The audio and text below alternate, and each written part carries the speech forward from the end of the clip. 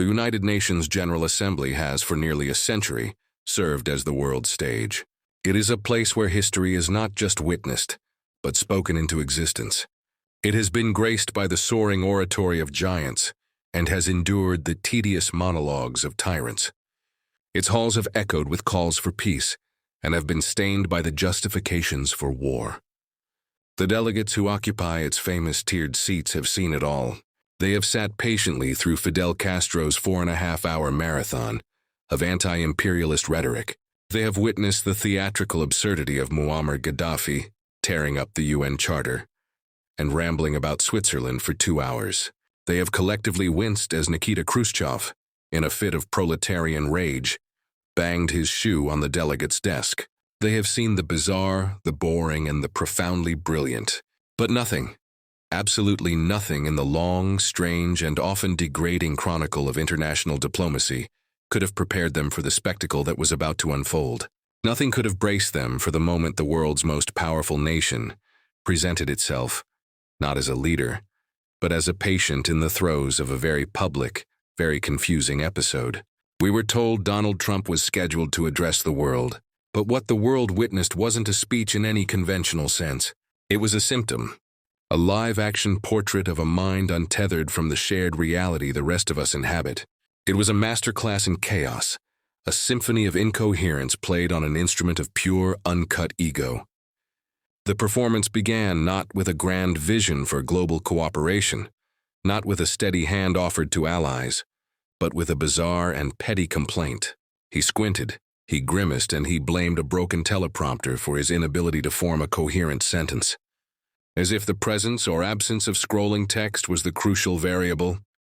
As if the words on the screen were the problem, and not the fundamental disconnect in the mind struggling to process them. It was the complaint of a bad carpenter blaming his tools, but on a scale so globally significant, it induced a collective, silent vertigo in the room. Here was the President of the United States, transforming what should have been a moment of profound international gravity into something resembling a customer complaining about the font size on a restaurant menu. He stood before the planet's diplomats, representatives of every nation on Earth, and opened his address by claiming to have single-handedly ended 7 major wars in just 7 months. 7 wars. Wars so secret, so clandestine, that apparently even the Pentagon hadn't been briefed. Wars so elusive that international observers, conflict journalists, and the actual countries supposedly fighting them had no idea they were even happening. He spoke of a 36-year conflict that he had heroically concluded. A simple calculation would suggest this war must have started before some of the nations allegedly involved even existed in their current form. It was a claim so audacious, so completely detached from any known geopolitical reality, that it left the audience in a state of suspended disbelief. They weren't just being lied to. They were being invited into a fantasy world, a universe where Trump was not just a president, but a time-traveling peacemaker, resolving conflicts that were historical footnotes before he even announced his first candidacy. He then moved on to more familiar territory, claiming to have brokered a lasting peace between Kosovo and Serbia. A noble goal, certainly, but a goal that was largely achieved in 1999, a time when his primary international concern was which country would host his next Miss Universe pageant. It was like a man claiming to have just invented the light bulb while standing in a fully illuminated room. But the true masterpiece of mathematical fiction, the moment the speech transcended mere political spin and entered the realm of avant-garde performance art, was his economic claims. With the unblinking confidence of a man announcing the weather, he declared that in just 8 months, he had secured $17 trillion in new investment for the United States. Let that number wash over you for a moment. Not 17 billion, 17 trillion. That is a figure so astronomically large, it ceases to have any meaning. It is more than the entire combined gross domestic product of Japan, Germany, and the United Kingdom. It is more than the total value of the entire Chinese stock market. It is, in fact, more than 3/4 of America's own annual GDP, supposedly conjured out of thin air in the time it takes to get a new season of a Netflix show. Even the delegates from nations where reality is treated as a flexible bourgeois concept looked visibly uncomfortable. You could see them doing the math in their heads, their expressions shifting from diplomatic neutrality to sheer, unadulterated bewilderment. It's one thing to lie about job numbers or to exaggerate growth by a percentage point. It is another thing entirely to invent a sum of money so vast that it insults the intelligence of everyone listening. It was a lie so preposterous it looped all the way around from being offensive to being, in a strange way, almost impressive in its sheer world-building ambition. At this point, as a spectator to this theater of the absurd, you have to stop and ask yourself a fundamental question. What is more terrifying? The idea that he genuinely believes these numbers, that his mind has constructed a reality where he is a financial wizard of such epic proportions? Or is it the idea that he knows they are blatant, demonstrable lies, and he is saying them anyway, simply because he can? This brings me to my first question for you, and I genuinely want to see your thoughts in the comments below. When a leader presents a fact that is so obviously and demonstrably false, is it a sign of delusion, or is it a calculated strategy to test the loyalty of their followers? Is it a cognitive failure, or is it a power move designed to prove that he can define reality, and his supporters will follow him, no matter how far from the truth he strays? Let me know what you think, because the financial fantasies, as breathtaking as they were merely the warm-up act. The main event was a full frontal assault on science, diplomacy, and the English language itself. Welcome back. If you thought the journey into creative accounting was the peak of this mountain of madness, you were mistaken. That was merely base camp. As the speech continued, it ventured into territory so profoundly disconnected from fact that it can only be described as post-reality. The second half was where the performance truly shed its skin, revealing the raw, unfiltered chaos beneath.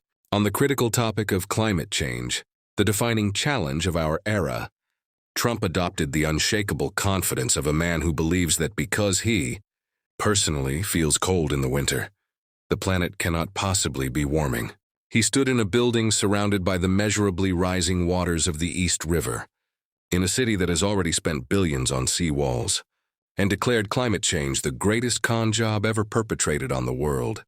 He mocked the very concept of a carbon footprint as a hoax invented by people with evil intentions, all while boasting about the virtues of clean, beautiful coal. This is a phrase with all the logical consistency of dry, refreshing water or healthy, nourishing poison. It's a marketing slogan so divorced from reality that it feels like it was generated by an AI that was fed nothing but 19th century industrialist propaganda. His primary evidence against the entire global scientific consensus. He pointed out with an air of triumphant discovery that other world leaders fly on airplanes to attend climate summits. This was presented as a gotcha moment, as if the existence of air travel somehow negates the fundamental laws of atmospheric physics. By this same staggering logic, a doctor who gets a cold proves that all of medicine is a fraudulent enterprise. A chef who gets hungry proves that food provides no sustenance. And perhaps most fittingly, his own multiple bankruptcies would prove that capitalism is a catastrophic failure. Then came the masterclass on foreign policy, or what passes for it in a mind that seems to have learned about international relations exclusively from watching gangster movies. Diplomacy in this worldview is not the art of negotiation and mutual respect. It is the art of the threat, a global-scale mafia protection racket. He turned his attention to the nation of Brazil, a major regional power, and delivered a threat with the diplomatic finesse of a loan shark. Brazil is doing poorly, he declared, and will continue to do poorly. They can only do well when they're working with us. Without us, they will fail. This chilling ultimatum was delivered just moments after he claimed to have forged excellent chemistry with Brazil's leader during a supposed 39-second encounter in a hallway. Imagine that, 39 seconds. Not enough time to order a coffee, but apparently enough time to establish a deep, personal bond before immediately threatening the man's entire nation with economic ruin. This isn't the art of the deal, it's the art of the mugging. As the speech careened towards its conclusion, the atmosphere in the General Assembly had shifted from bewilderment to a state of quiet, collective shock. What we were all witnessing wasn't politics anymore. It was a symptom, a public display of a system glitching in real time on the world's biggest stage. The delegates, men and women trained in the art of the poker face, sat in what can only be described as traumatized silence. It was the kind of frozen disbelief you see on the faces of witnesses at the scene of a terrible, inexplicable accident. They were watching the leader of the free world ramble about non-existent water drugs, boast about sinking Venezuelan boats with military force, and in a moment of pure, unadulterated narcissism, declare himself a modern-day prophet because he had once sold a successful line of hats. This wasn't America, the superpower. This was America, the supervised patient.